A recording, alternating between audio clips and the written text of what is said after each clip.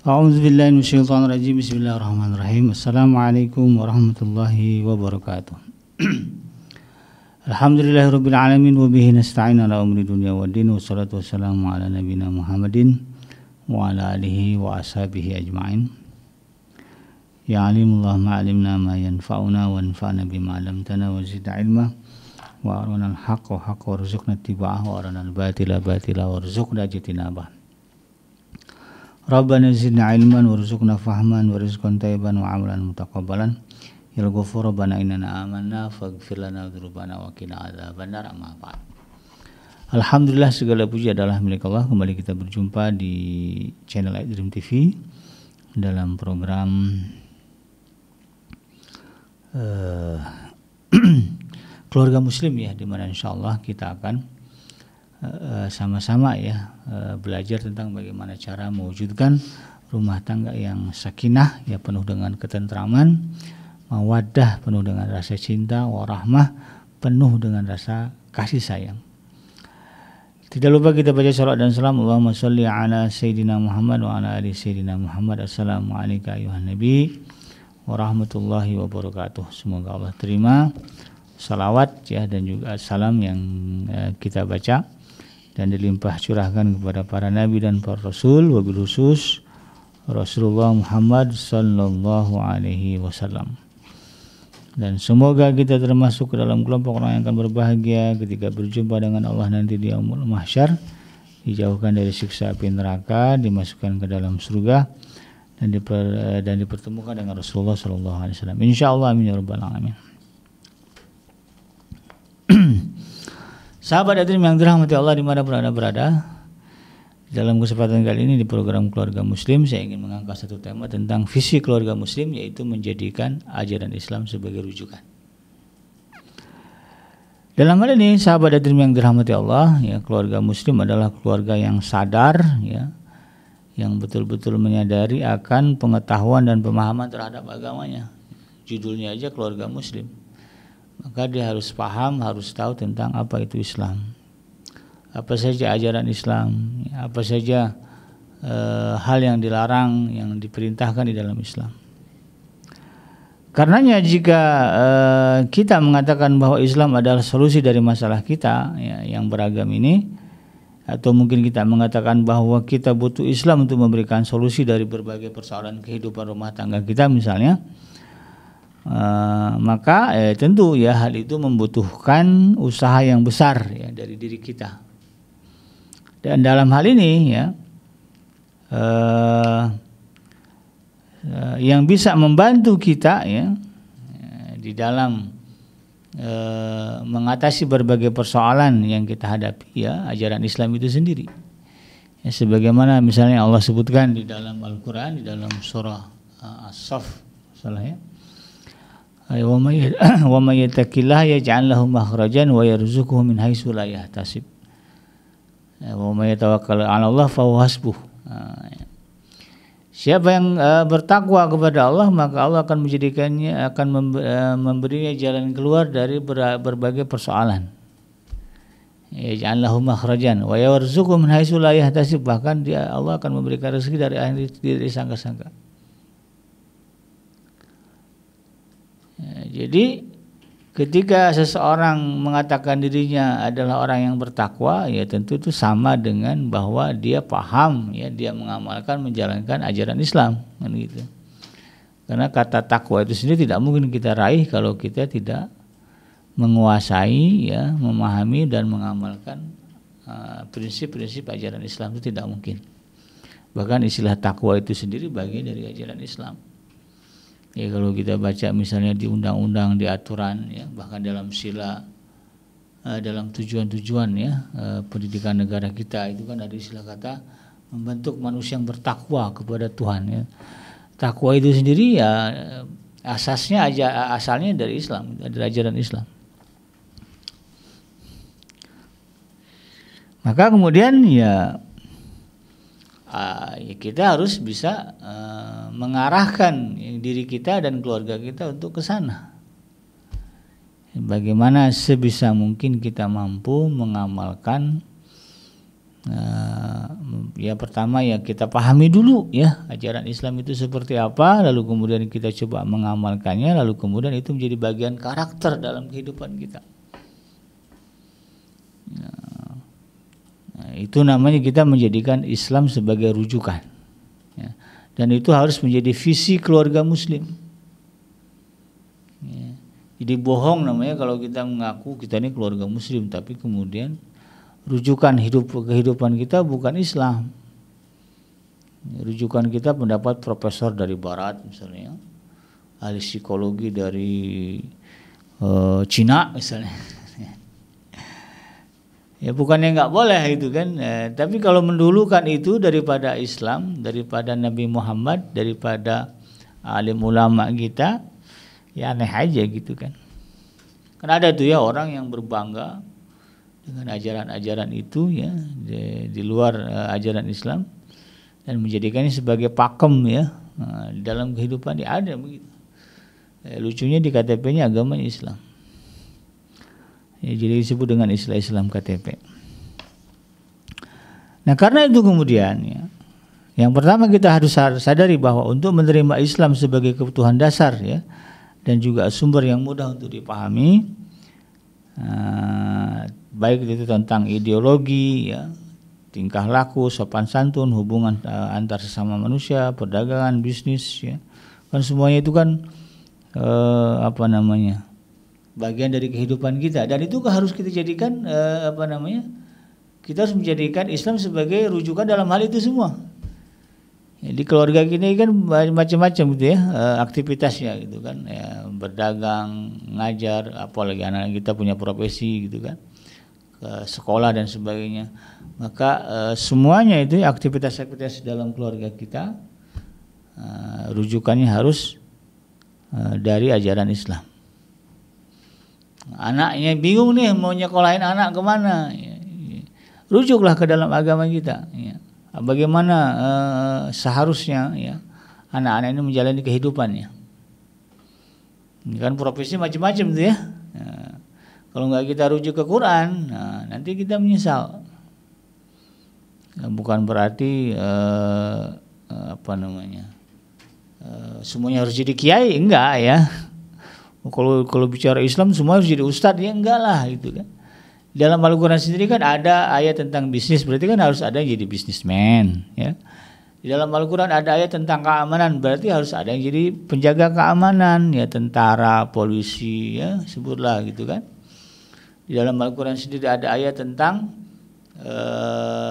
zakat ya, ada bahkan jizyah dalam hadis ya, pajak ya. Maka harus ada orang yang paham tentang ekonomi ya, perpajakan, akuntan. Dalam Al-Quran ada berbicara tentang kesehatan, maka harus ada yang jadi dokter anak-anak kita gitu kan. Nah, jadi dalam Al-Quran ada tentang biologi, maka harus ada yang jadi ilmuwan ya. Ada yang berbicara tentang bumi, maka harus ada yang jadi geologi apa sih yang suka ya kerjanya di bidang itu. Ada Allah berbicara tentang langit bintang bulan, harus ada jadi astronomi gitu kan, atau astronot gitu kan. Ada yang tentang pendidikan, maka harus ada yang jadi guru dosen. Nah, jadi nggak semua jadi kiai itu jadi ustadz juga. Tapi dasarnya adalah pemahaman kita tentang ajaran Islam.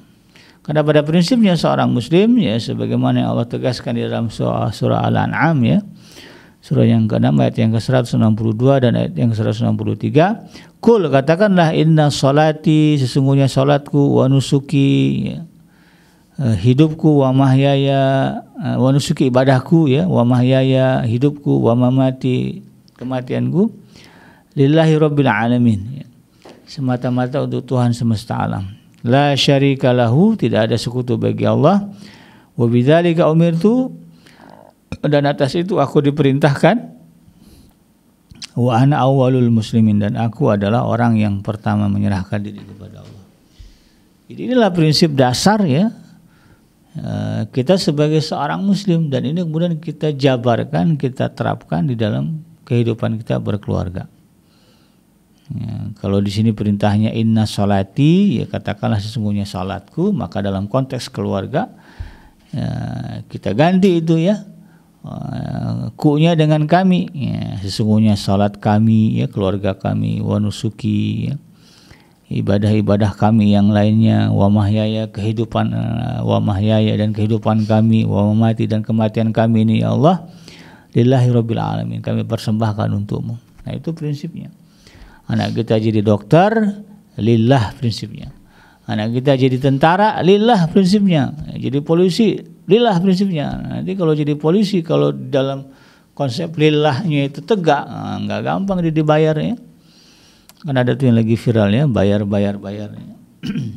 Kalau dia jadi polisinya lillah itu kan, dia nggak mau itu ya, nerima sogok suap ya untuk menyelesaikan kasus dan sebagainya, nggak gampang dibayar gitu. Ada ditahu ya ini bukan persoalan mencari harta, tetapi mencari keridhaan dari Allah. Jadi pejabat yang nggak akan korupsi karena dia tahu ya bahwa dia duduk di jabatan itu bukan karena mencari harta, tetapi mencari keridhaan Allah.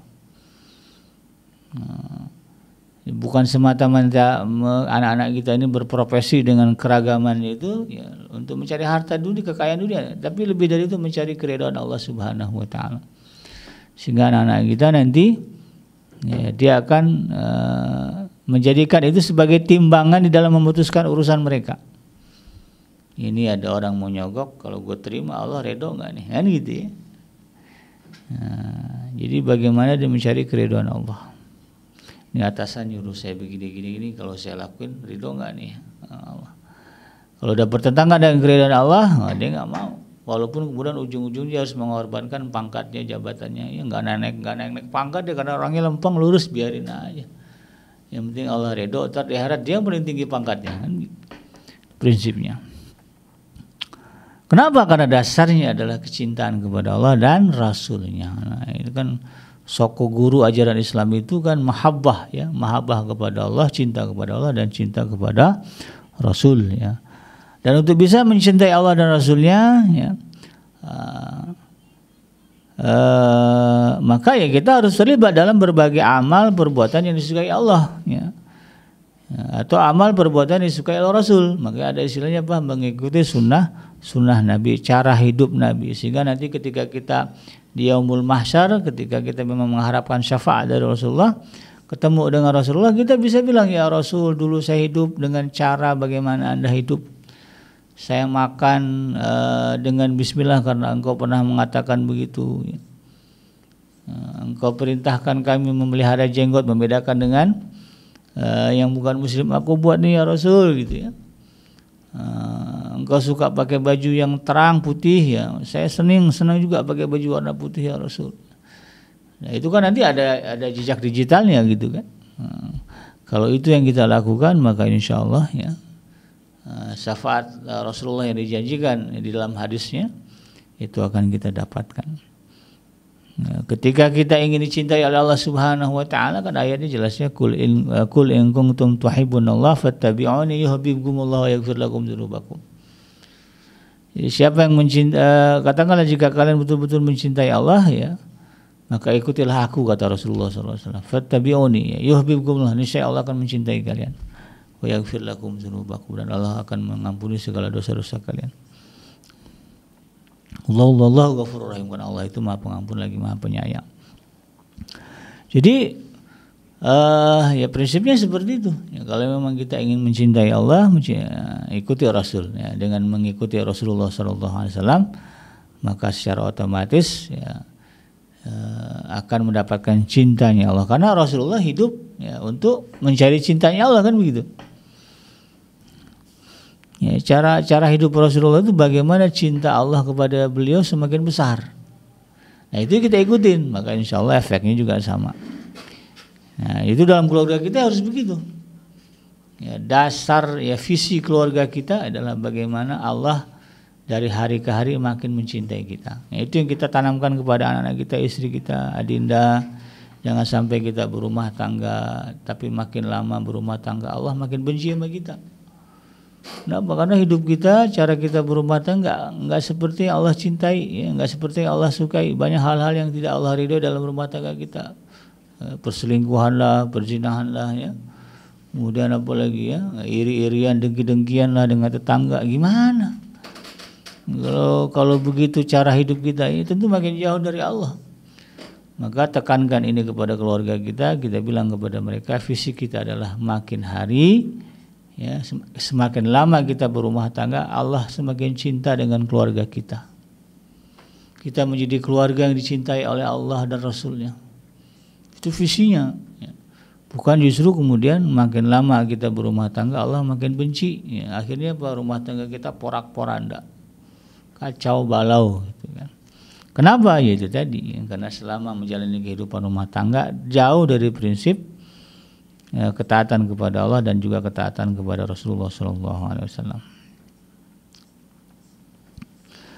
Nah, demikian juga nanti dalam konteks bagaimana ya anak-anak kita, diri kita mengembangkan dirinya di dalam keluarga, visinya adalah apa? Ya, bagaimana kemudian ya, semuanya ya kembali kepada Allah. Bagaimana kemudian kita bisa menyebarkan Islam ya. Ya, ketika anak-anak kita mungkin nanti kuliah, ya, ketika nanti dia bekerja dari rumah-rumah kita ini akan ada ya orang-orang yang kemudian memperluas jaringan ya, menjadi penyembah Allah. Ya, kan prinsipnya itu ya. Karena sebagaimana Rasulullah katakan khairun nas anfa'uhum linnas. Anak-anak kita kemudian begitu dia keluar dari rumah tangga, dari rumah kita, dia membentuk keluarga baru, itu jadi cabang ya, jaringan orang-orang yang semakin